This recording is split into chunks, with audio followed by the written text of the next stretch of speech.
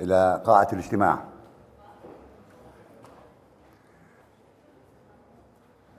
يرجى الحضور إلى قاعة الاجتماع وشكرا.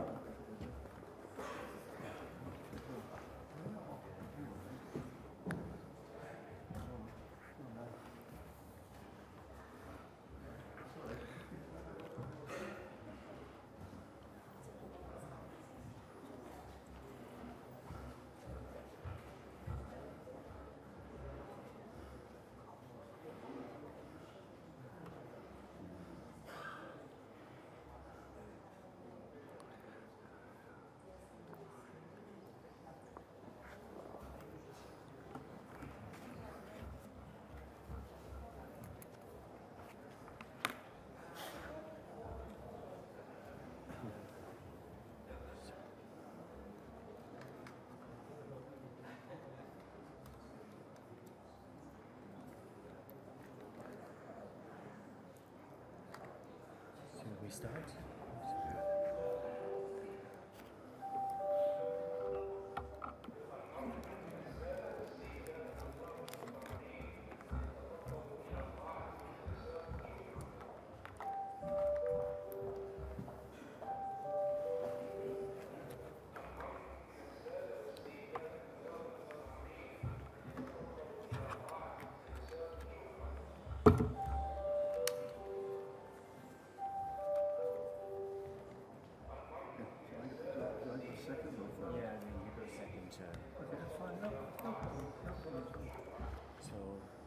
So we can start with Ms. Jennifer Supero. The first. She's there. Jennifer.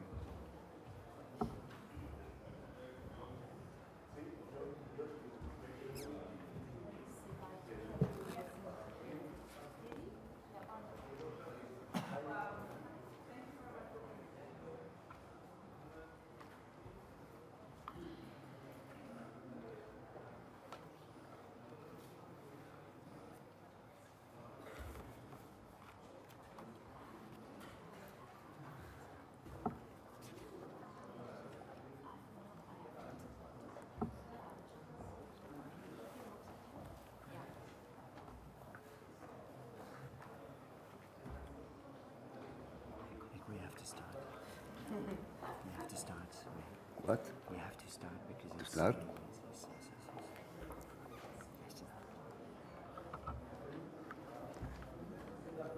بسم الله الرحمن الرحيم. مساء الخير للجميع. السيد رئيس مجلس النواب، السيد رئيس مجلس المستشارين، السيدة رئيسة الاتحاد البرلماني الدولي، السيدات والسادة الزملاء البرلمانيين، أشكركم وزملائي لإتاحة الفرصة لنا إدارة هذه الجلسة والتي تأتي استكمالا لبرنامج مؤتمرنا هذا وما تخلله من نقاشات ومداخلات وحوار غاية في الأهمية بشأن قضية أضحت بدلالاتها وانعكاساتها، قضية كونية هنا تحت قبة البرلمان المغربي، مثمنين عاليا مقدرين حسن الضيافة وحفاوة الاستقبال التي أحاطونا بها الأشقاء في المغرب قبيل انعقاد مؤتمر مراكش، حيث سنكون خلال هذا اللقاء مع مسألة جوهرية تتعلق بمبادرات التنفيذ وآلياته على المستوى المحلي كبرلمانيين، آملا الالتزام بالوقت المحدد لضيق الوقت، حيث معنا السيد اللورد ألفريد دابس، السيدة جينيفر سبيرولي، والسيدة صوفيا لوانو.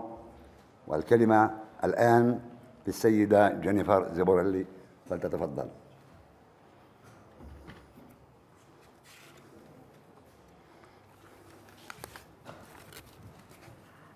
And after her presentation,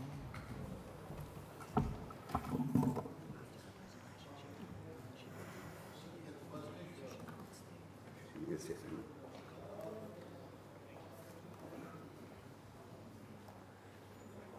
Okay. You go. Yes. Good morning to all of you. I'd firstly like to thank the organizers of the event for inviting Save the Children Spain to talk. I'm here on behalf of that organization, Save the Children, but the representation in Spain.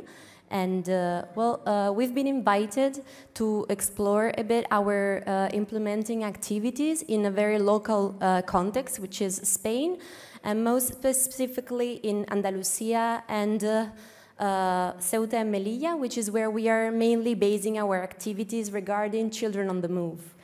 I'd firstly like to start by presenting my organization. Save the Children is an international organization which is present in more than 120 countries in the world.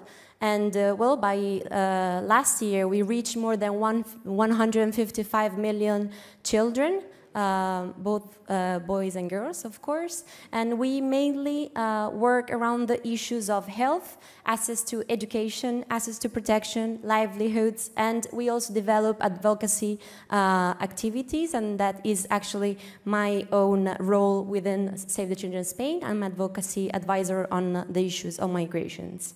I'd like to contextualize a bit the reason why we've been implementing programs regarding children on the move in Spain.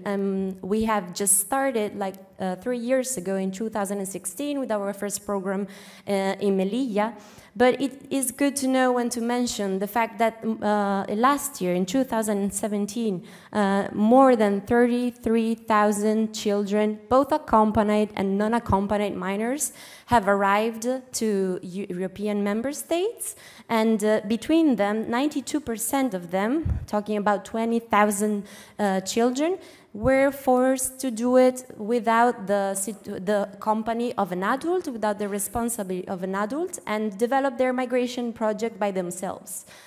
We should take into account that many of the children get out of their countries of origin and transit by themselves, but we also have to take into account the situations in transit countries that make that families and children continue their trajectory separately. This is what also has happened regarding migration flows recently to Spain, mostly those flows that were of Syrian nationals, which due to the less dangerous path, that means going through Morocco and then passing to Spain, they chose this kind of migratory path, mostly families with children or unaccompanied children. And that's what we have been seeing in Spain, and we have been trying to give response to that. We also see the fact that the most majority of unaccompanied children arriving to Europe are boys. Unfortunately, we have huge gender impact on vulnerability, both that depend on the roles of girls in their countries of origin and in their society of origin, but also we have to take into account what happens to them during the migratory path. And many times, both they are invisibilized in their societies of transit, but also we face problems like exploitation and falling into trafficking of human beings networks, which is also another reason why we don't see girls in the numbers concerning unaccompanied minors. This is the situation we are facing this year in Spain. We have become lately the first point of entry to the European Union since this year. Last years we were the third point of entry, but this year we have become the first one with almost 60,000 migrants and refugees reaching our peninsula and our islands, mainly by sea arrivals. And due to this increase in the migration flows towards Spain, we also see a high rise of the number of unaccompanied minors that have been received without our protection system, public protection system. You can see here an evolution of the numbers concerning unaccompanied minors within the protection systems in Spain. You can see how already since 2016 to 2017, we have doubled the number of unaccompanied minors that have reached our country, but we also should take into account the fact that this year we have already counted almost 12,000 unaccompanied minors that have arrived by themselves to Spain, and we have to recognize the high situation of exploitation and vulnerabilities to which they are exposed, and to which we must give some kind of response. Our main point of entry in the migratory issue is, of course, the child-centered approach. Usually it is quite given for granted.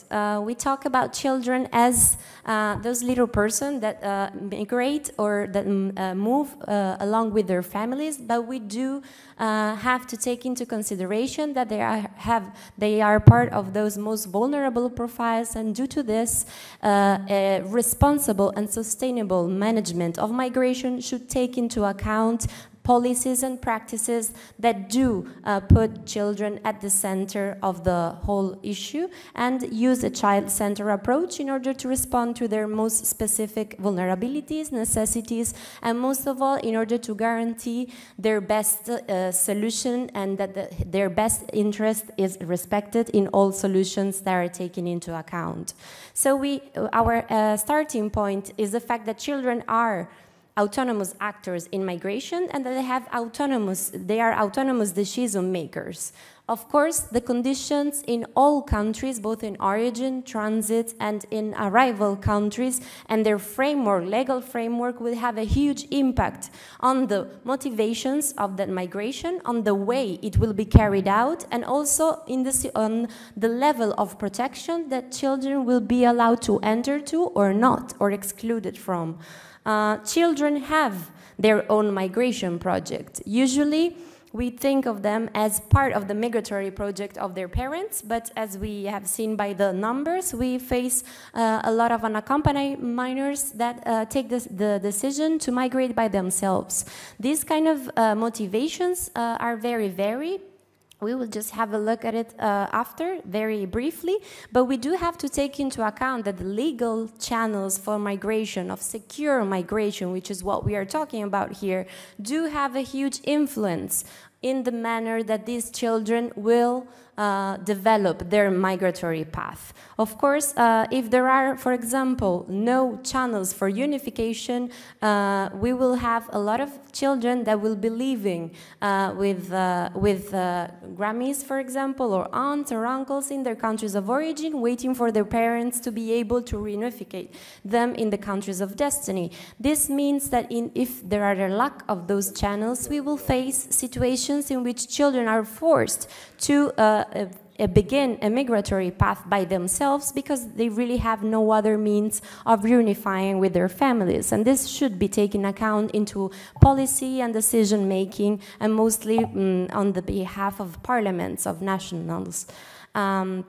Also, apart from the left behind, as we name them, there are children in search of dignity, of victims of personal persecution, and of course also children that are moved outside their country of origin due to trafficking situation and processes. We have to take into account that their situation is highly vulnerable, but in all of these countries, origin, transit, and destiny, also due to these triple sources of vulnerabilities that characterize them and cause their discrimination for being children, even for discrimination if we talk about girls, children, minors, and for being minors, for being foreigners in a country, and also, well, for being sometimes in need of international protection or to victims of trafficking.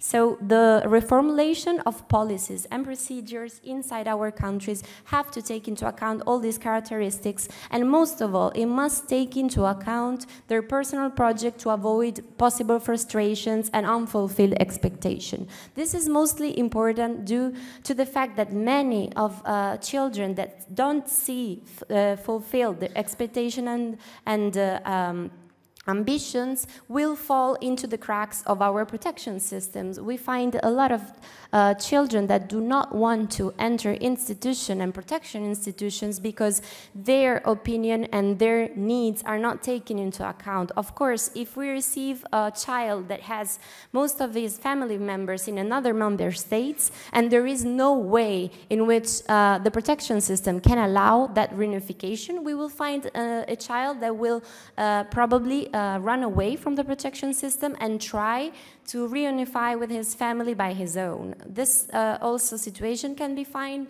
for example, when the reception conditions in which we are hosting these children are not acceptable or do not fulfill international standards. In those cases, we can't expect a child to allow himself to stay within reception systems that are not meeting those standards. No one would ever live in bad conditions, so neither would a child, for which the most probable thing is that he will run away from that kind of shelter, that kind of reception conditions, and find for something else. And during their migratory path by themselves, they do find themselves exposed to those kind of phenomena that I have already mentioned, and that, of course, do put them into risk of less protection, of receiving less protection. The opinion of the children due to this situation should be the starting point of any kind of intervention with them, and also their opinion should shape somehow our policies and our practices. We should know the reason why they are leaving their countries of origin. We should know the conditions in which they are living during their transit. We should know what kind of problems they are facing when they arrive to host countries. For this reason, the legal framework of all three types of countries is very important, and the reason why initiatives like the Global Compacts are so important for the protection of children needs is exactly that, the fact that to guarantee their protection we need transnational cooperation and coordination in order to assure the protection through the barriers of countries, and to guarantee that while they move, they will have access to protection. And we will make everything possible to make them arrive to their final destination in a protective way and not outside the cracks of our protection systems. So children, as I said, do take their own decisions for starting a migratory path, and some pushback factors that we can include are the role that we give to children inside our communities and our families. Those roles don't always fit the expectations of children. This is mostly the case, for example, of girls, which are sometimes delivered to domestic labor, or, for example, facing problems such as forced marriages. And those roles inside their society of origin or communities of origin will push them to leave if they don't think that's a role they would like to cover the rest of their lives. Also, the lack of personal network and support, it's another reason for which children may begin a migratory path. And this always also concerns the situation of children left behind, as we call those children that are waiting for their parents to be able to reunify, as we already mentioned. They also flee abuses and exploitation, the lack of opportunities, searching for dignity in host countries. They flee corruption, impunity, and discretionary justice when they feel they don't have a role inside the society, they don't have opportunities inside their society, discrimination and ethnic, religious, gender, national based, persecution, violence, and conflicts, as we already said, trafficking networks, and also we have to face the fact that many of children in countries of origin do live very closely to the gains of immigration. Most of all do already live of remittances sent from other family members from outside, and so of course that kind of builds the myth of what their life could be or their conditions of life could be in the countries of arrival, and that's of course an enormous push factor. Inside this kind of push factor, we should also remember the role that social media plays. Children use a lot social media, they exchange information about the countries in which they live, and that also has a huge role in the mythification of the conditions of living in the countries of arrival. When we are talking about child perspective in migration and child-focused migrations, we should also take into account the different profiles that constitute the mixed flows of migrating children, of children on the move. We find both accompanied and separated minors, which need specific attention and specific policies due to their specific needs. We find victims of trafficking, which can be directly victims of trafficking themselves, for being exploited from networks, but we also find the sons and daughters of adult victims of trafficking, and their conditions and situations should also be taken into account when we try to draw policies that will protect them during all migration paths. In addition, we can also find those children that are in need of benefiting from international protection. Many times our asylum systems do not take into account the personal situation of minors concerning asylum needs and personal persecution. Many times we only have asylum processes that foresee the interview of their parents or the adults they are fleeing with, but not a personal interview to minors to know exactly their situation, their reasons for being persecuted. And so all these special needs and all these profiles, as I already said, must be taken into attention to draw specific and adult protection schemes for them, and most of all, in order to draw policies for secure migration that will enable them to stay inside the protection schemes we have built for them, because they do give response to their necessities.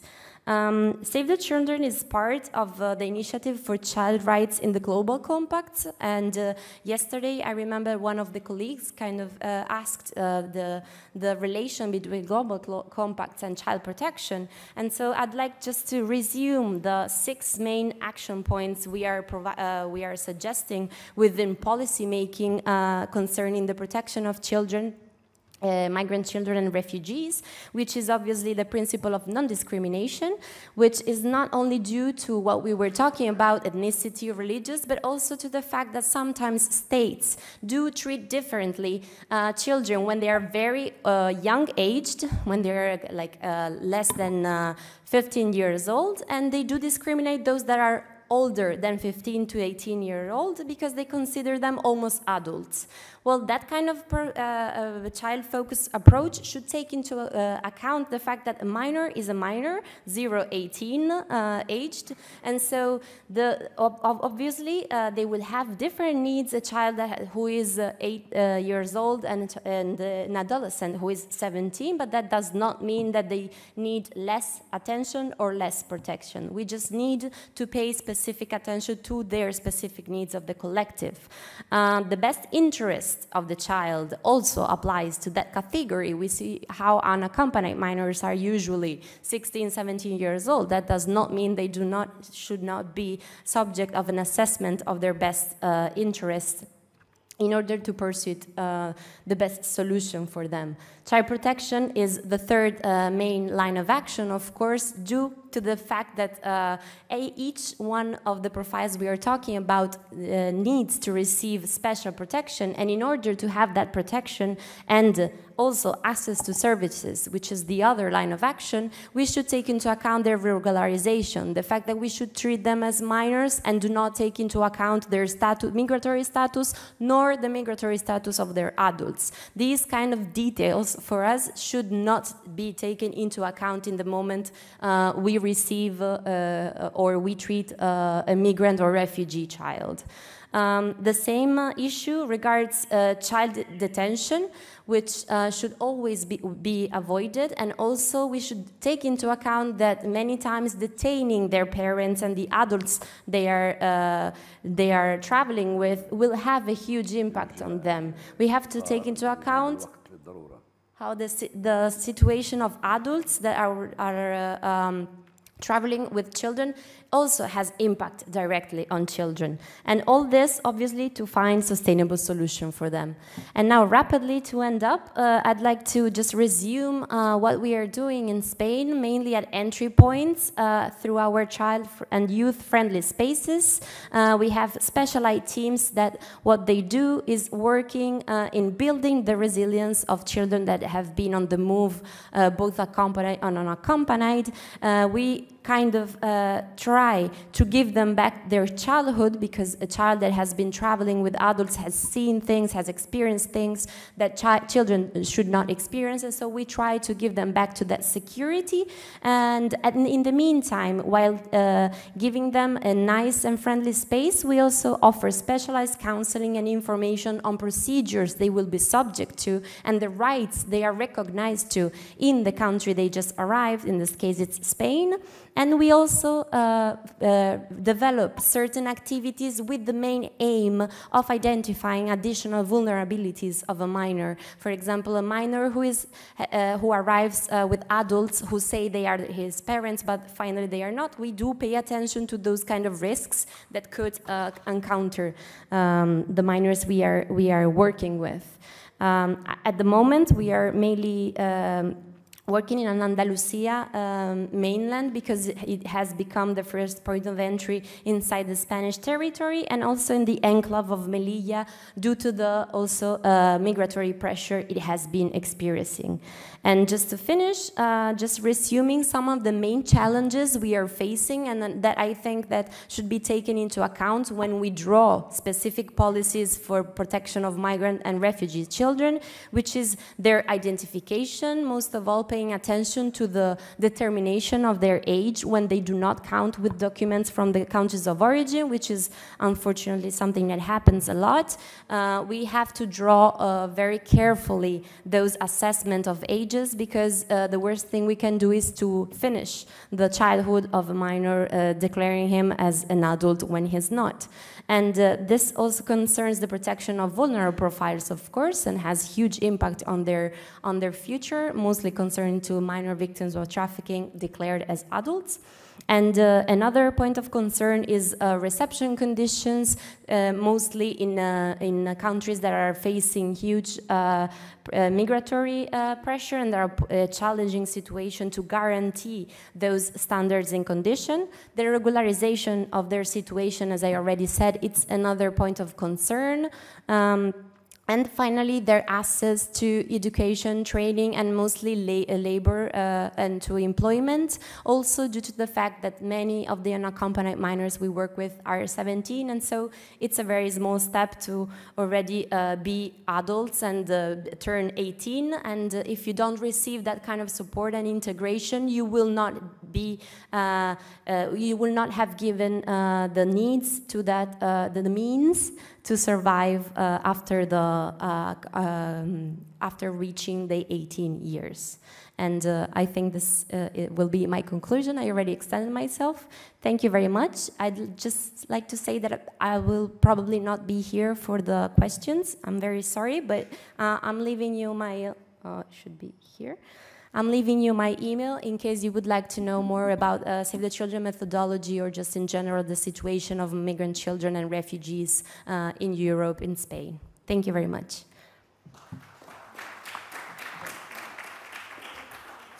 خالص التقدير والشكر لهذا العرض القيم الذي تقدمت به السيدة زبريلي عبر مداخلتها عن حجم المعاناة والصعوبات التي يواجهها بشكل خاص الأطفال، والجهود التي تبذلها سيف ذا تشيلدرن والمنظمات ذات العلاقة لتأمين حمايتهم وعدم استغلالهم وتوفير ظروف عيشهم ملائمة، مبينة مدى ضرورة وجود هكذا ميثاق لتحقيق هذه المهمة الإنسانية.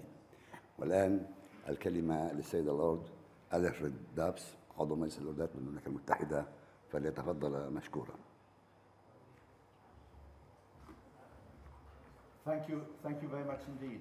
I'm delighted and honored to be able to address you, and I'm delighted to follow Save the Children, because it is thanks to Save the Children and the information they provided that I got involved in a campaign on behalf of children, unaccompanied children in Europe, and I will refer more to that in a minute. The British government was due to produce a white paper, that's to say a statement of intention, possibly leading to legislation. They were due to publish a white paper shortly before I left London. And I could have then told you what I thought was good about it and bad about it. But unfortunately, there have been so many arguments, I understand, within the cabinet that this is not ready yet. So I can't give you the latest position of the British government. It would be impossible for somebody coming from the UK not to mention Brexit. Let me say quite clearly that my personal opinion is it is a complete disaster.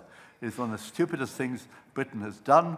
I would like to reverse it if possible or mitigate the damage, but I do apologise to my fellow Europeans that we seem to be so stupid and we haven't as a country. And it was a very narrow majority in the referendum, but that's where we are at the moment. One of the issues that came up in the referendum was immigration. In fact, I would go so far as to say that it is an issue that came up mainly, almost only, in the referendum. I knocked on hundreds of doors trying to persuade people to vote to remain in the EU. London was 70% in favour of the EU, so it was straightforward.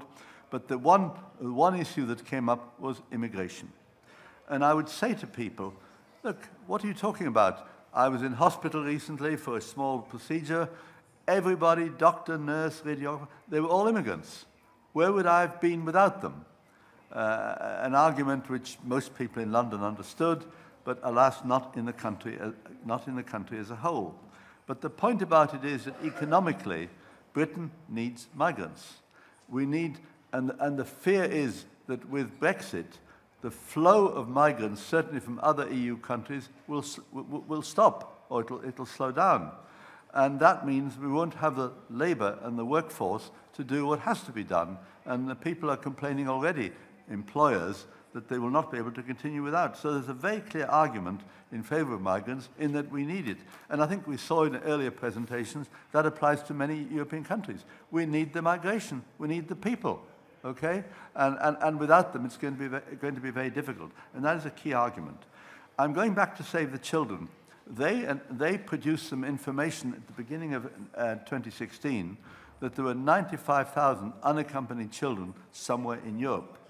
And one of the amendment I put forward, which got passed through the British Parliament against government wishes, was that we should take at least some of them into Britain. And that amendment passed, and since then I've been campaigning to give effect to it. And the campaign has been to win public opinion on side. And I think it's in the wider context of what we're talking about, I think we have to be, as parliamentarians, we have to make sure that we do everything we can to get public opinion to support sensible human rights-based policies on migration and refugees. Because without public opinion, we get the far right and they will cause enormous damage to our countries. So I've been talking to faith groups, Christians, Jews, Muslims, and so on, schools, political parties, etc. But we've made sure that the campaign on behalf of unaccompanied children is not the property of any one political party. I think that's absolutely fundamental, that we've made sure that it is cross-party, and we've sought to get the support of members of Parliament from all parties. Now, obviously, not as many government supporters as opposition supporters. Nevertheless, we've got some government supporters as well, and that has been particularly helpful. I visited some of the camps in Greece, France, and indeed in Jordan just recently, and it is important to be able to say to people in our own countries, in Britain, what the condition is of children in those camps and why it is important that we should take children, because it is a humanitarian need. Many of them are refugees, and we should be more positive about it. When we turn to what happens when they get to this country, as to say to Britain, we've tried to make sure that not only is central government aware, but that local government is also aware. And we've talked to leaders of local councils in order to get them to be more supportive of the policies towards refugees. For example, in Britain, if we take unaccompanied child refugees, then it is up to the local authority to provide foster parents with whom the children can live and have a loving family. And it is that responsibility which rests on local authorities. And they've done pretty well, but we need more local authorities in Britain to do more about this. As regards trafficking, many of the children who've come to Britain have been trafficked on the journeys, whether from East Africa, whether from Syria, whether from Afghanistan, or whatever. And that trafficking is an evil process, because they've exploited some very, very vulnerable people indeed. And so in order to tackle it, it has to be done internationally. But in order to tackle it, we've also tried to do things in Britain.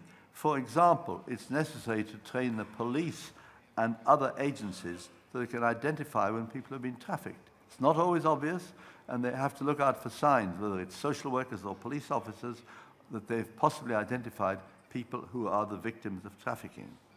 Another issue which is very important, particularly in the case of children, but all, is mental health. And we found that young people who've traveled across the world, maybe taking 6 months or a year in very difficult conditions, being trafficked and so on, that they have mental health needs.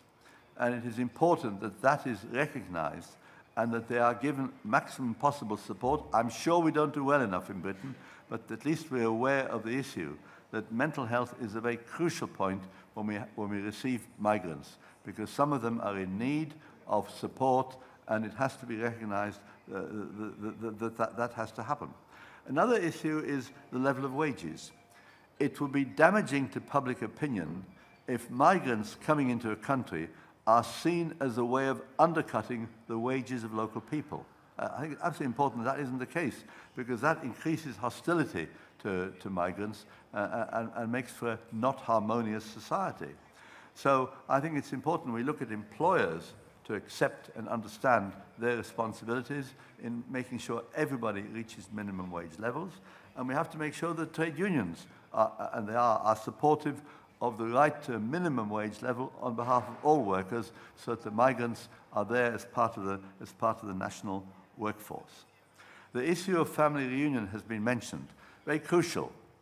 And I think the legislation in Britain is not good enough. We're trying to change it.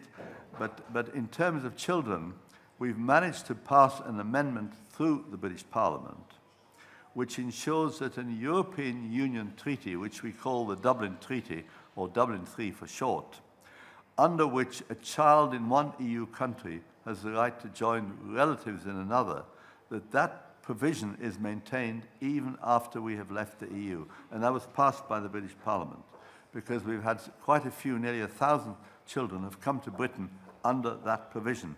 And it is a very important safeguard indeed. But there are other aspects of family reunion which we're arguing for.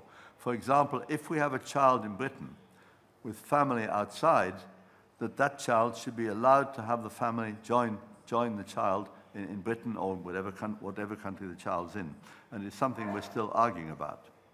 The next important requirement of successful help for migrants is the English language. Quite frankly, if migrants do not speak the language of the country, they are not able to take a full part in it.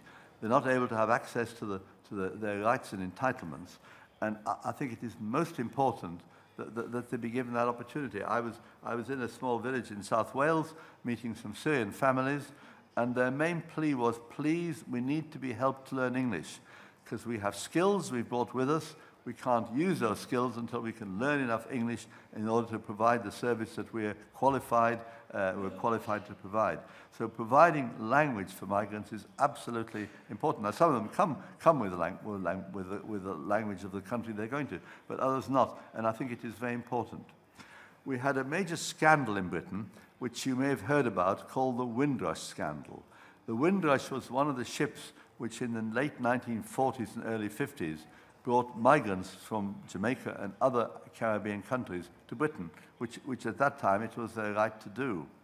Unfortunately, due to bureaucratic incompetence by the Home Office, some of them were told they didn't have the right to be in Britain many years after they'd lived and worked in our country. And it was a real scandal. The Home Office got the figures all wrong, and the result is the Home Secretary had to resign. And these people are now given compensation. But it was absolutely disgraceful that some of them lost their jobs because employers said, you're not allowed to be here, you haven't got the documentation, simply because they hadn't been given it. So it's absolutely important that there is proper scrutiny of what governments do, certainly the British government, to make sure that rights are not taken away. I think, let me say this about London. I think London is probably one of the most cosmopolitan cities in the world. And you will know that the mayor of London, Sadiq Khan, is a Muslim. And I think he is the mayor of the largest city in a non-Muslim country, probably larger than most Muslim cities as well. And I think it's important both practically and symbolically. He wasn't an immigrant, he's a son of immigrants.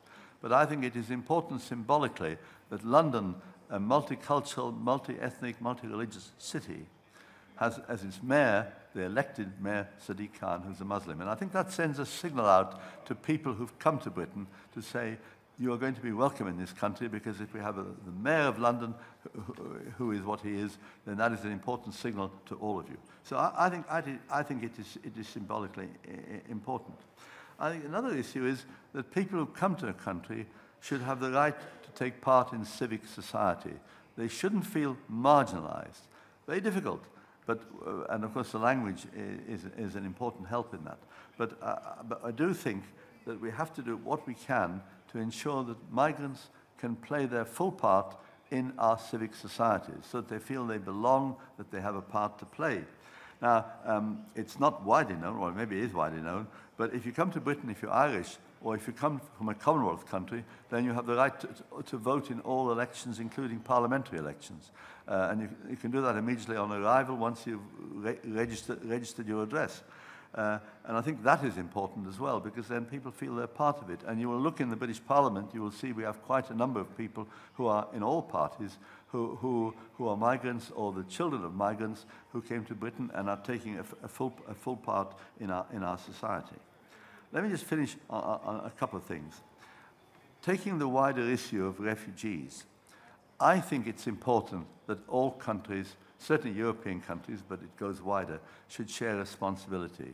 It is not right that migrant moves should come to Italy and to Spain and to Greece, and there's no shared responsibility among EU countries. I think that's wrong. And I think Angela Merkel, when she made the plea, was absolutely right to say we need to share responsibilities. And Europe has failed. Europe has failed on that, and gradually Europe is shutting its doors. Boats are being turned away from Italy to Spain, and so on. Now, of course, we're further away in Britain, so it's easy for me to say that. Nevertheless, I acknowledge the difficulties. I do think, as a policy, we should regard shared responsibility as one of the key things we need to do.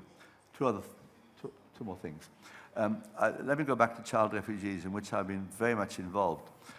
It was quite a struggle to get the British government to accept the policy, and I was summoned to meetings with the Home Secretary, who asked me to withdraw my amendment, the one which eventually went through. Her argument was, Theresa May, who was then Home Secretary, her argument was that if these children come, more will follow. To which I said, we cannot turn our back on young people who are sleeping in difficult conditions in the jungle in Calais, or on the Greek islands, or whatever. And I said to her that we just can't say no to those. We have to accept that they're our responsibility, and we have to do something positive for them. One of the things that I believe most passionately is the need for people, even in difficult circumstances, to have hope about their future. And one of the characteristics of at least some of the refugee camps I visited is the lack of hope. Because as doors are being closed, if there is no hope, how can people function? And even in difficult physical circumstances, hope is the most important thing that human beings have to have. People can deal with difficulties if they have some hope. And in an odd sort of way, the jungle in Calais, it's been pulled down now, jungle in Calais, there was some hope there because the young people said, we'll get on the back of a lorry and we'll find an illegal way to cross the channel. Dangerous, some of them got killed, but at least the process was one of hope. And our job, we saw in Britain, was to give them legal ways of crossing the channel. And finally, let me say this. I was talking to a young Syrian on the green outside the British Parliament. And we're discussing his future. He was about 15, discussing his future. And he pointed to the British Parliament and he said, do you know what I want to do in life? I said, no, tell me. He said, I want to become a member of that British Parliament. And I said, well, that's great, but I think you should meet a few members of Parliament first before you make that your final decision. But the point of the story is this. They've come to Britain and they want to play a part in our society and in our country. And I think that is healthy, and that is to be encouraged in all countries where migrants and refugees arrive. Thank you for listening.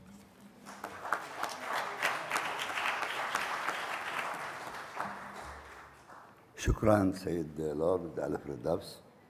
لا شك أن هذا الميثاق الذي كان ثمرة جهود مسؤولة بأبعادها ودلالاتها الإنسانية القانونية الاقتصادية يستدعي منا كبرلمانيين للسعي كما قلت السعي الدائم لتحقيق الإجماع الأممي تحديدا من قبل الدول وفي برلمانات الدول الكبرى. شكرا لك على هذه المداخلة، والكلمة الآن للسيدة صوفيا لوناو، فلتتفضل مشكورة.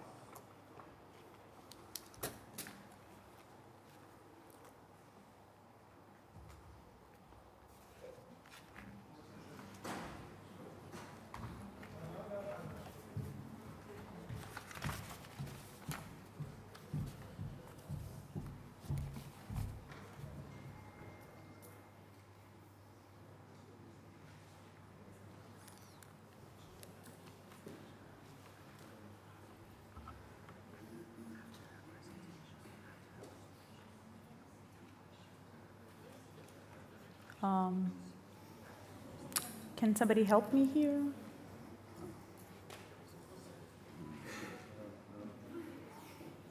Can I have some help with the presentation? Thank you. I don't know. How do you put it from the beginning as You want to have it? the full screen there?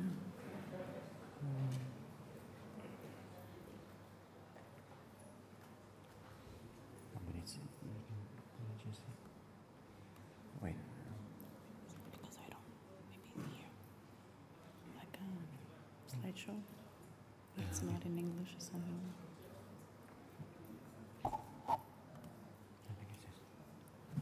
But we don't see it on the screen? No?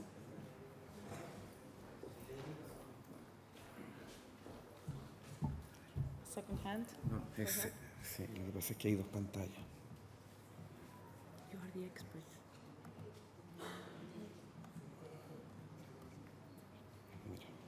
Mira. No. Ahí está, ve. Esa es. Hay dos pantallas. Entonces, aquí.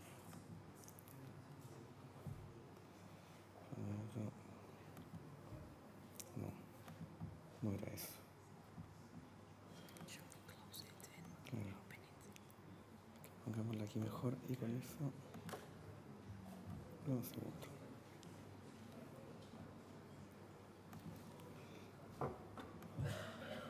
Aquí tiene dos pantallas, entonces hay que correrla para el lado de acá. Y quizás lo que puede servir es que, como lo arreglamos ayer,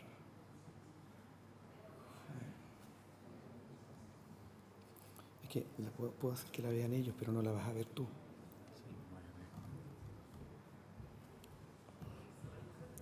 Si quieres, yo la dejo así, pero no la vas a ver acá. ¿No hay problema? No, I want to have it here. I don't? Sí, pero es que no la ve ella acá. Necesito... Andrés, ¿puedes venir un poco? Ven. Excuse us for a minute. Sí. There seems to be a slight problem, but we are going to solve it. Andrés, necesito que aquí hay una modalidad que tiene que decir que hay pantallas. Necesito personalizar las pantallas. Que tiene que decir una pantalla. Eso es lo que tiene que decir. I'm a lawyer. Sí. That's a good sign. Mientras más personas, más enredo. Tiene que ser, aquí. Sí, es una pantalla, es lo mismo de ayer.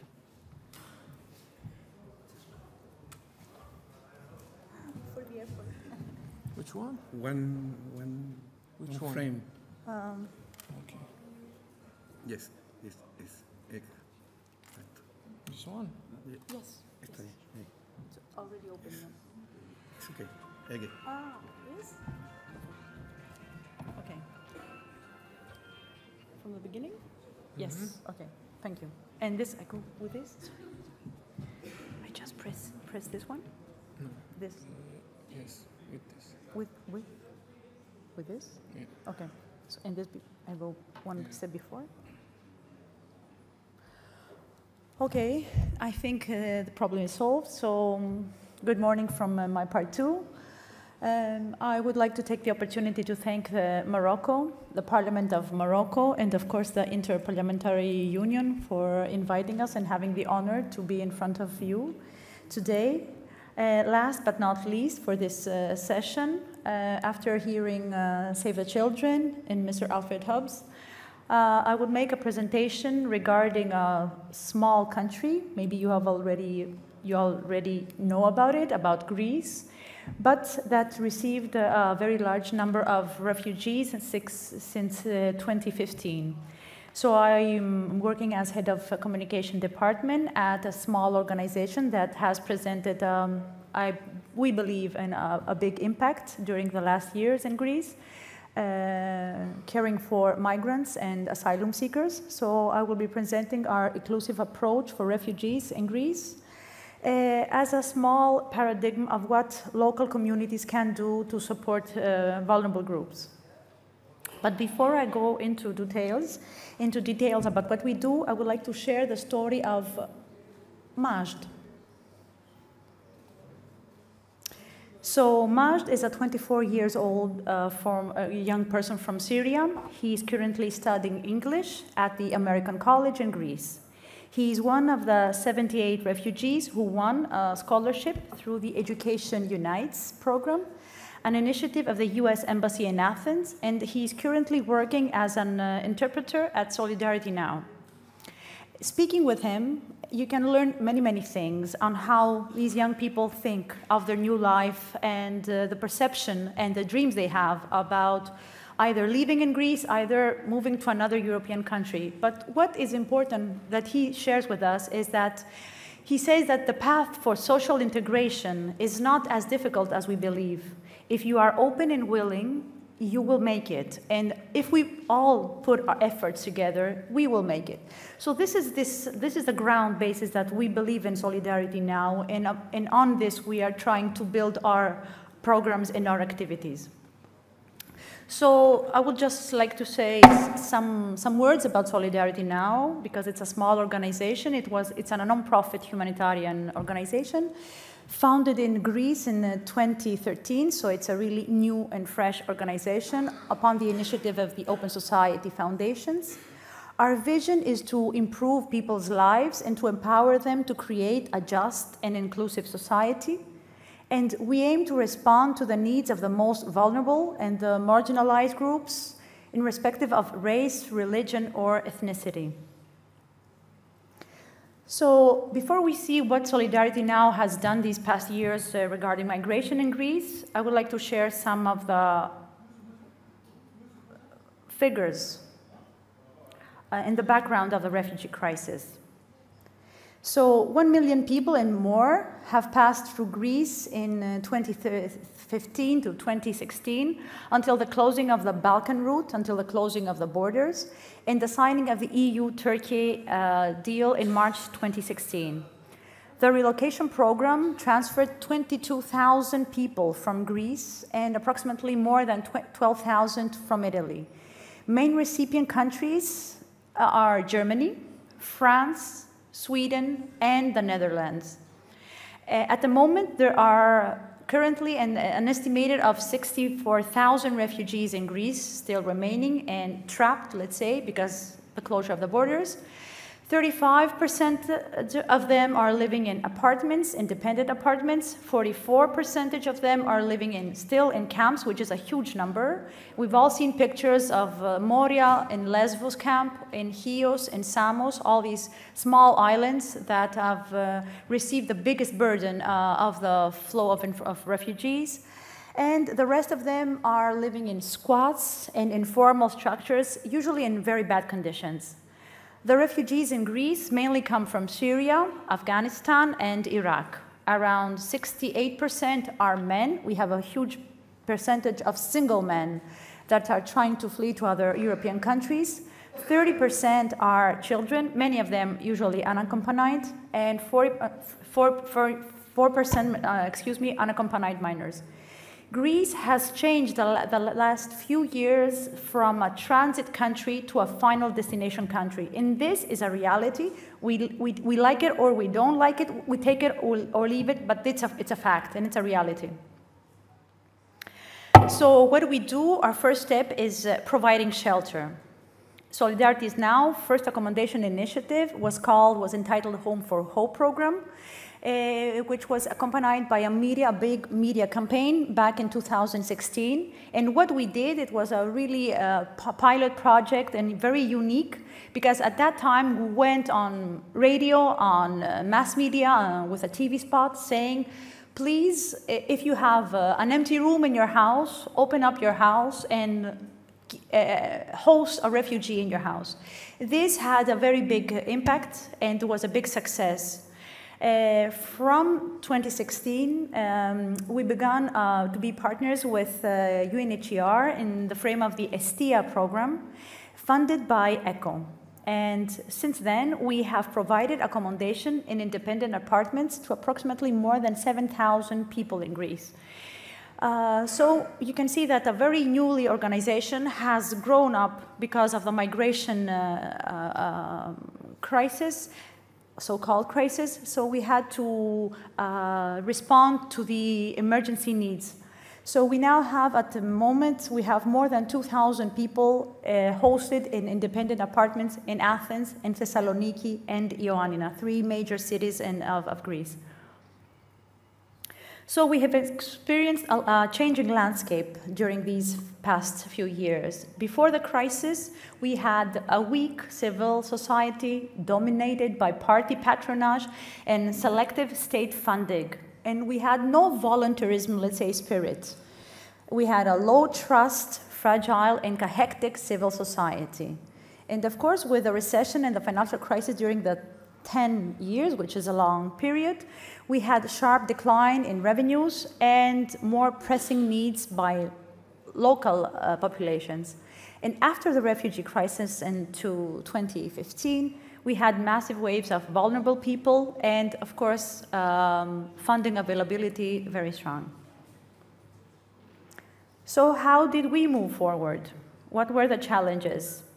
The biggest challenge for us was transitioning from a lose-lose situation where both the Greek society and the new coming population were losing out to a win-win situation. Transitioning from a passive and reactive and basic response to a proactive, dynamic, and next-level response. So what did that mean in a few words? For us, it meant a holistic approach and holistic approach programs. So at the base of this pyramid, which represents and depicts our approach, a strategic approach of solidarity now in Greece, we have basic services and protection, child and mother protection, and of all vulnerable groups on the basis of the pyramid. And then going up, we have education and employment as 2 very crucial components if we want to empower these people. Either they stay in Greece, either they move forward to other countries. How do we provide all these services? Through our solidarity centers, basically, which are the heart of our programs. We have 3 solidarity centers, 1 based in Athens and 2 based in Thessaloniki. They are bringing together service providers to best respond to the needs of the most vulnerable.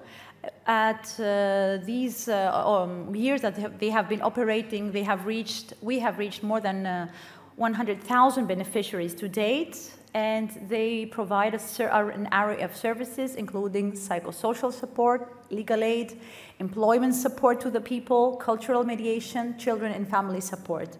So we also call them one-stop shop, because once you come in, you can be benefited by all these services for free. What are our key principles of success? We have like some key words. We are open. These centers are open to all, and provision is based on individual needs. They are holistic. Complementary set of services is provided under one roof, allowing us to address all needs and bringing about synergies.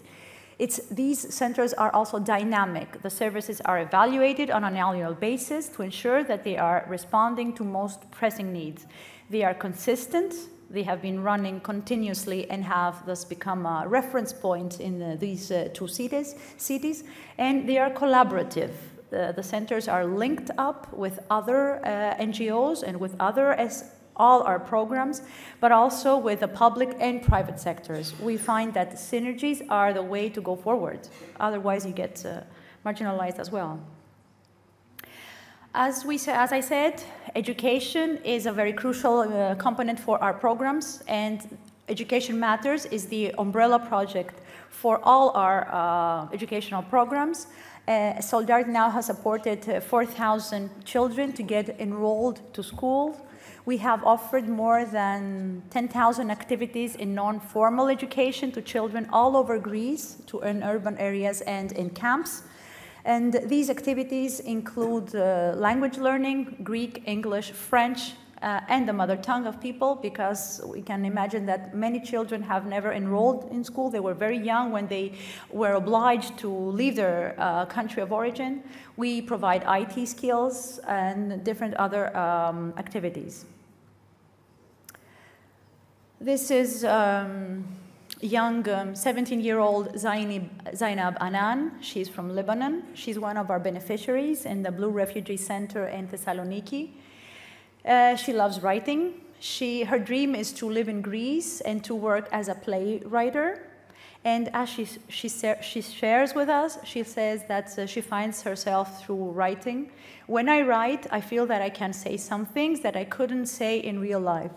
So we believe in real storytelling, and with these personalizing these, let's say, figures and facts sometimes, we see a lot of nice infographics, but we like to focus on people, because this is the way to engage the local society, to push for policy change, and to embrace our programs, and to keep on with solidarity, because it's a big challenge. Our new programming priorities. So integration, integration, integration. It all comes to this. Focusing on good practices and positive examples, incentives of empowerment and pursuance of goals. Specifically, our programmatic priorities are employment and entrepreneurship. We try to push for job preparedness, information sessions, and we provide all these. Vocational training, entrepreneurship training, and startup grants.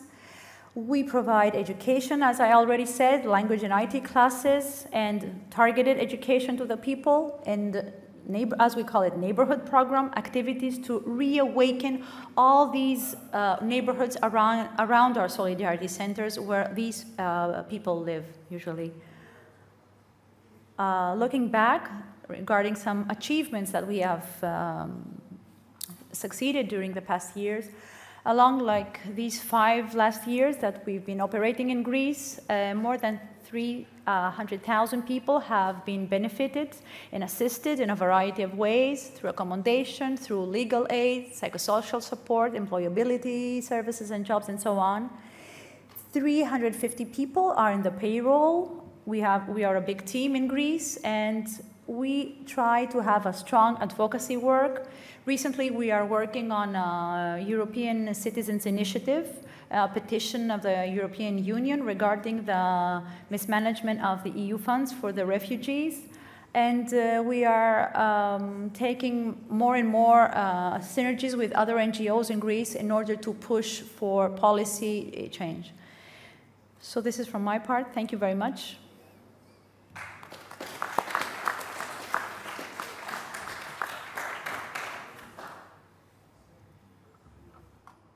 شكرا للسيدة صوفيا رونال رئيسة التواصل لدى سوليداريتي ناو على مداخلتها القيمة وما تضمنته من مبادرات ومعلومات وخبرات وما قدمها المركز من مساعدات وخدمات إنسانية.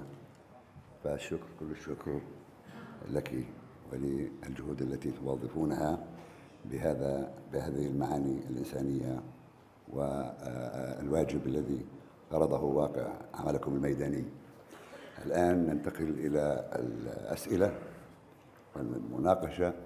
زملائي آملا الاختصار حيث ليس لدينا متسع من الوقت سوى ل3 أسئلة فقط. تفضل. Germany, Pakistan, Côte d'Ivoire.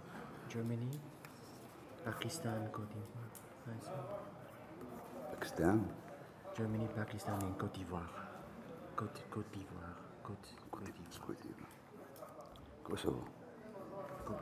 Côte d'Ivoire. Germany. الآن ندعو الممثل جمهورية ألمانيا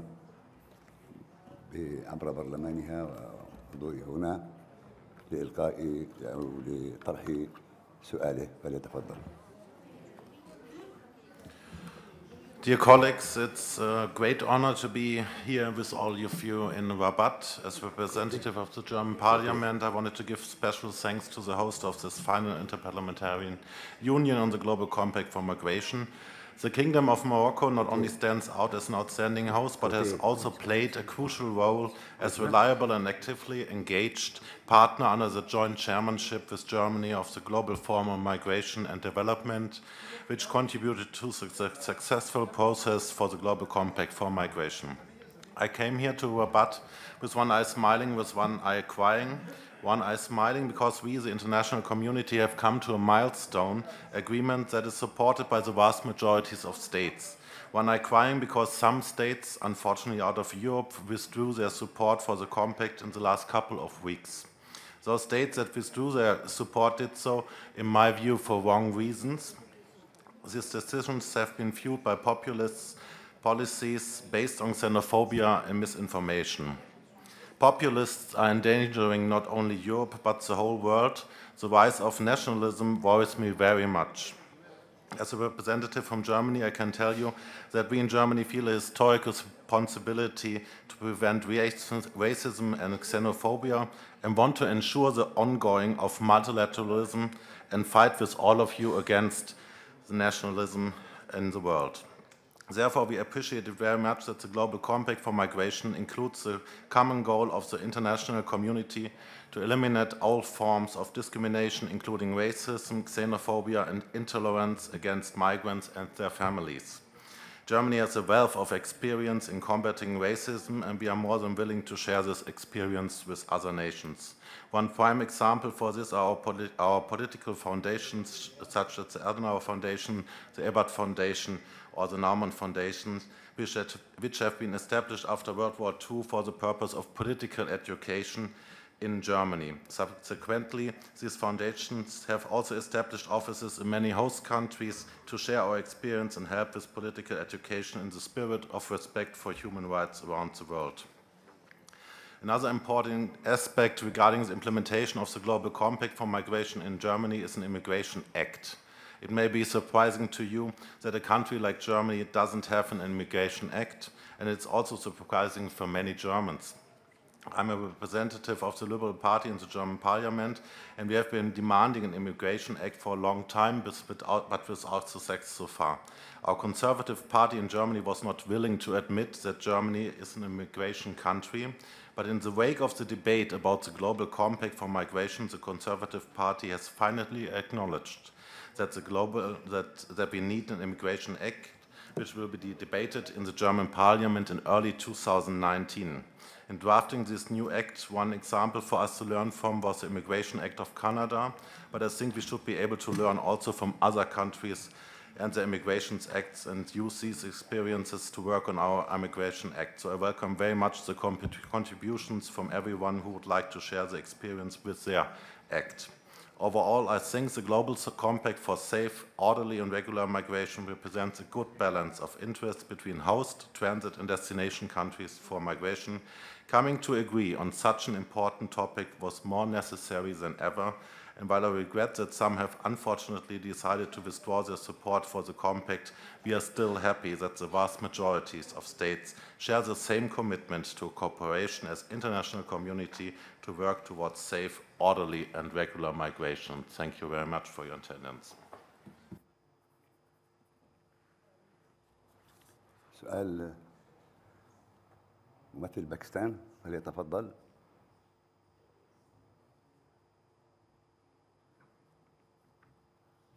Thank you, Chair. I introduced myself yesterday, Shazia Murray, Member of Parliament from Pakistan. At the end of this 2 days conference, I'd like to reiterate my gratitude to the Moroccan government and IPU for holding this very constructive dialogue. I hope that whatever we've discussed and explained is put to use while signing the compact. I'd like to appreciate all the panelists. I think they were all constructive presentations made here and experiences shared. While having said that, my question would be to our honorable speaker from Greece. I'd like to ask her, first of all, I'd like to thank her for a comprehensive presentation. But at the same time, I'd like to ask her, as she mentioned, that Solidarity Now is looking into various aspects of how to sort of ease the pain of migrants. And if I'm not wrong, she quoted a figure which was 100,000 migrants that they've reached out to so far. Well, given the large numbers that you began with, is this number enough to reach out to? And are there other organizations like yours looking into the same sort of, the same issues in the same manner who sort of help you? And what is the network? You did say that 350 people are on the payroll while many are volunteers. So if you could just brief us on that. And this question, any one of the panelists can answer, because my colleagues like to ask questions, so I am sort of trying to also reflect that in what I try to say. One question from my colleague here, Mr. Senator Turi, is directly to the United Nations. And his concern is, and so is my concern, that when is United Nations going to play a proactive role in the resolution of the conflicts that we've been talking about at the UN forum in many, many meetings that are held, and the resolutions that are passed by the United Nations. So I think we need to move forward towards the conflict resolution and remind the United Nations of its role in doing so. So that is a concern and a feeling from our side. And also another colleague would like to ask, like rightly pointed out by honorable colleague from Germany, that there are many countries that will not be signing this document. So what is the success that we see coming out of this compact if there are countries which do not agree to signing or adopting this very document? Thank you.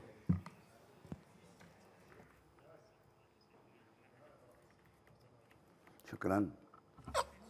الكلمة الآن لممثل الكتبة. Merci, Monsieur le Président. Je suis de la délégation de Côte d'Ivoire. Je voudrais remercier le gouvernement chérifien et surtout le président du Parlement qui a bien voulu accueillir cette rencontre. Et aussi la représentante de l'UIP qui aujourd'hui nous donne l'opportunité d'échanger sur un sujet important qui est la migration. Et nous félicitons les panélistes depuis hier qui nous ont donné beaucoup d'informations et aujourd'hui qui nous donnent de l'espoir, surtout pour ce pacte mondial sur l'immigration sûre, ordonnée, qui va permettre au monde d'éviter ce que nous voyons, cette catastrophe au niveau de la Méditerranée et ces difficultés que les pays connaissent aujourd'hui. Mais aujourd'hui, c'est une problématique à notre niveau, quand nous voyons beaucoup d'efforts faits et être en train de se faire, et nous constatons que des pays ou des politiques créent de nouveaux migrants, c'est-à-dire des crises dans ces pays. Et quand nous regardons les causes des crises, on a les causes économiques, on a les causes politiques et les causes naturelles. Mais nous nous rendons compte que les causes politiques sont en grand nombre à la base de toutes ces migrations. Alors qu'une cause politique à la base d'une migration, cela sous-entend que celui qui doit aller pour pouvoir faire une migration ordonnée ou organisée, il ne peut pas le faire. C'est la guerre dans certains pays et c'est le non-respect de cette dignité humaine. Et nous nous rendons compte qu'il y a une crise, même au niveau environnemental, qui est à la base aujourd'hui du problème climatique que nous connaissons. La question que moi je voudrais poser, est-ce que des dispositions sont prises pour que le politique respecte le civisme? C'est-à-dire à l'intérieur, les droits de l'homme nous disent que l'homme a le droit à la formation, l'homme a le droit à la santé, l'homme a le droit à l'éducation. Le non-respect de ces différentes entités crée des crises dans les pays. Et aujourd'hui, la mauvaise gouvernance, les conflits, ça crée des migrants involontaires. Donc cela sous-entend qu'il y a un gros travail à faire à ce niveau. Nous sommes, comme exemple, une équipe qui veut remplir une barrique d'eau alors qu'il y a une fuite. Nous sommes en train de remplir la barrique, mais la fuite fait que la barrique ne pourra jamais être remplie. C'est pour cette raison. Qu'est-ce que nous faisons sur le plan politique pour que ces gouvernements-là ou ces pays respectent les droits de l'homme pour ne pas qu'il y ait des crises qui créent la migration imposée. Donc voilà un peu ma question. Qu'est-ce qu'on fait sur le plan politique pour ne pas qu'il y ait d'autres crises et donc de nouveaux migrants imposés? Merci.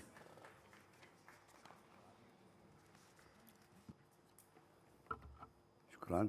الكلمة لممثل تركيا فليتفضل. Chair, and thank you, dear colleagues. If only Turkey were requested to take part in this meeting as a panelist to give a comprehensive contribution on the issue due to its wide experiences on both international and national level. As we have emphasized during the meeting, Turkey is one of the countries in the region hosting approximately 4 million displaced persons. We have provided them the services of free education, free health, free housing, and free legal advice. And we granted them work of permit to have a dignified life. Besides that, they can open their own businesses, providing them positive discrimination in terms of taxes. And when it comes to education, just a brief explanation. In Turkey, there are 620,000 school-aged children can attend school, and 33,000 infants were born in Turkey since 2011. I want to say that do not let these kids to be lost generation. These are the children of whole world. Thank you very much.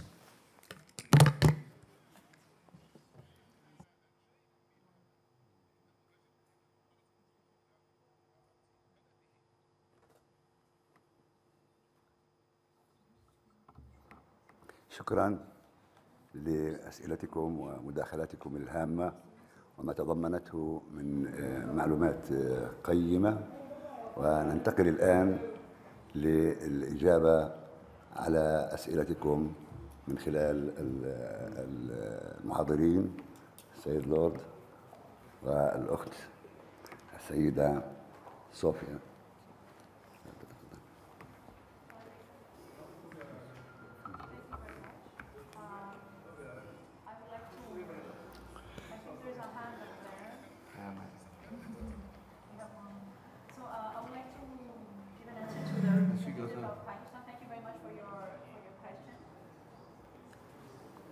Sorry? It's okay? Okay, sorry. Yeah. So I would like to answer to the representative of Pakistan. Thank you very much for the answer. If the question is if we feel at Solidarity Now that we are doing enough in Greece for the problem, my answer is definitely no. We need to have more organizations on the ground, on the field, and to combine our efforts and to have a same, let's say, vision and maybe a holistic approach in general in order to be more effective, because we are not there as NGOs to duplicate or to be, maybe to bridge the gap between what is not being done by the government or by the EU. So we are trying our best efforts, and if the numbers are really big for a so small organization, we need to keep our efforts high, and we believe in synergies. So that's why we're trying to bridge programs and synergies with other NGOs that have the expertise and the capacity to do more. That's why we also do grant making, and we support other NGOs in the front line, in the islands, to provide more to the people in need. So that's it. So simple.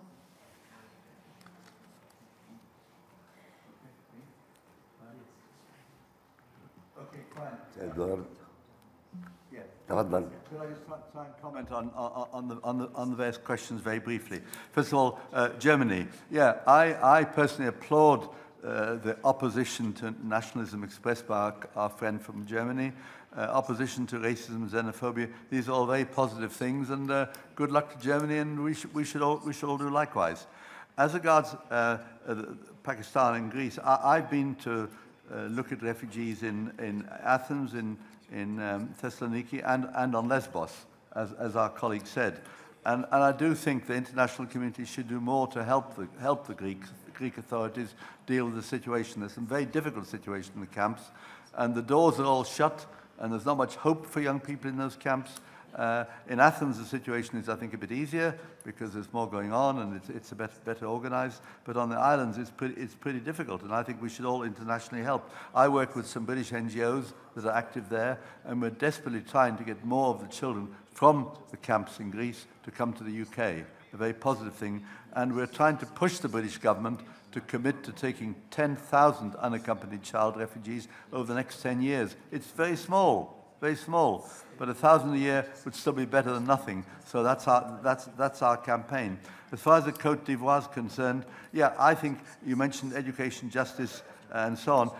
I think we need the maximum effective parliamentary scrutiny in our own countries to make sure these things are happening.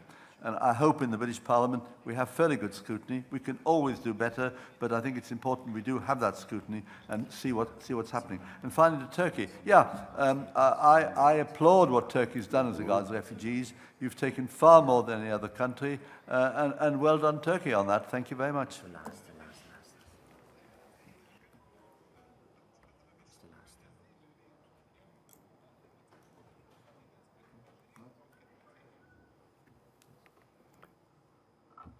ومداخلة أخيرة للأخوة والسادة والزملاء ممثلي زيمبابوي، فليتفضل لدقيقة واحدة برجاء.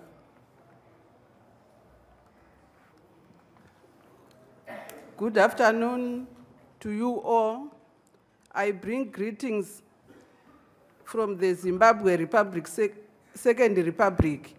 According to the UN DESA report of 2015, Zimbabwe was a total of 300,000 immigrants, and close to 1 million of its inhabitants have migrated to other parts of the world.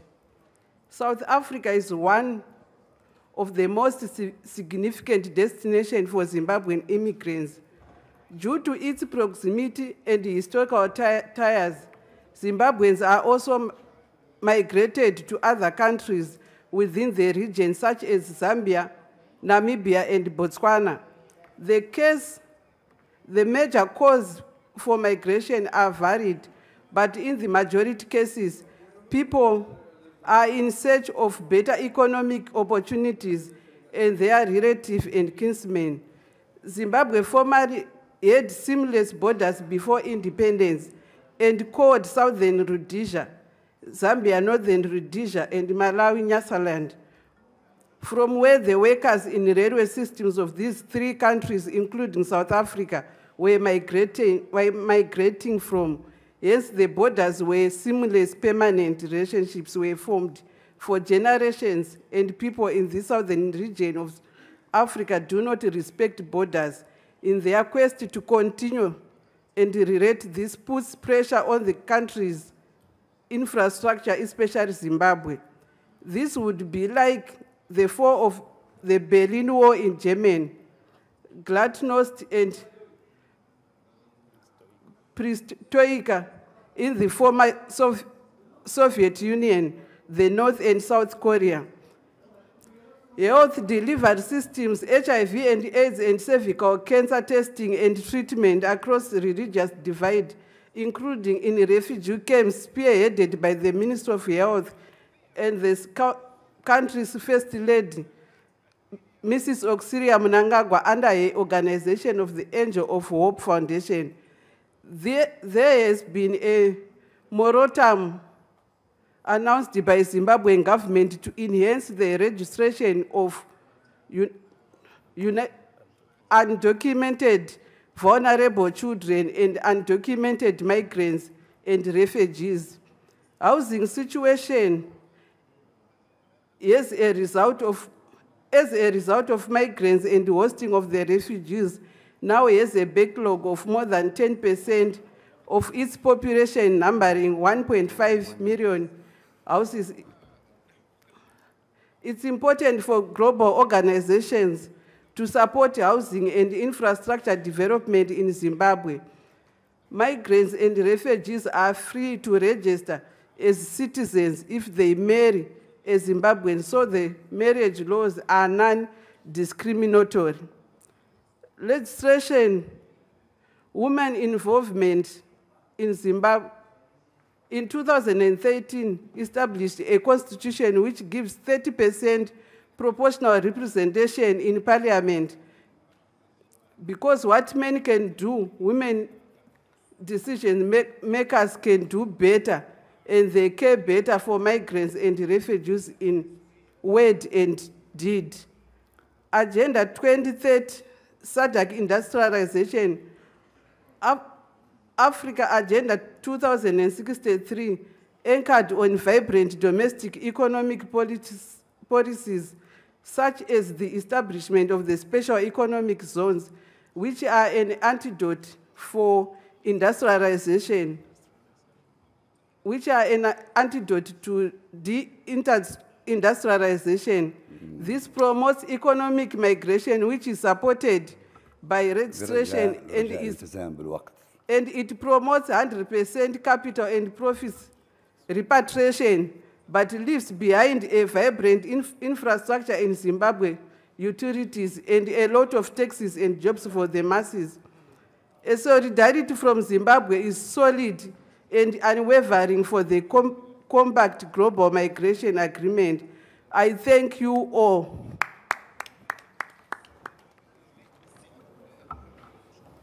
شكرا لممثل زيمبابوي. أشكركم جميعا على مداخلتكم القيمة في هذا المقام تحت قبة البرلمان المغربي في إثراء هذا الميثاق معلومات وخبرات وواقع عنيد على الأرض، الأمر الذي يستدعي المزيد من الجهود، جهود البرلمانيين، جهودكم كل في بلده تجاه هذا المضمون الإنساني لهذا الميثاق، والذين نأمل جميعا ونعمل من أجل تحقيقه التزاما من كافة دول العالم. وما إدارة الظهر أو التراجع من قبل بعض الدول الكبرى عن التعاطي مع هذا الميثاق إلا خير مثال على ما تقوم به بعض الدول الكبرى على نحو إدارة الظهر لمواثيق سابقة تتعلق باللاجئين وتتعلق بمواثيق دولية وأممية. لذا نقول بوضوح، وأنا أود أن أتحدث عن واقع فلسطين حيث نعيش هناك ظروفا استثنائية لمدة نصف دقيقة لو سمحتوا لي.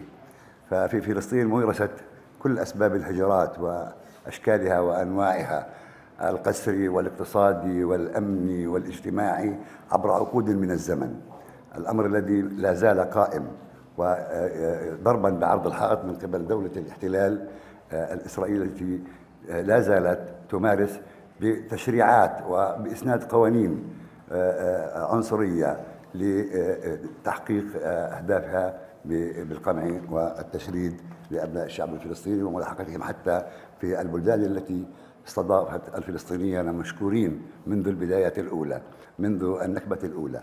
نقول هنا أمامكم بأننا بحاجتكم، فما يجري الآن في القدس وما يجري من ابتلاع وتهجير للخان الأحمر، هذه البلدة البسيطة التي يسكن أهلها وبظروف غاية في الصعوبة يتعرضون الآن إلى أعمال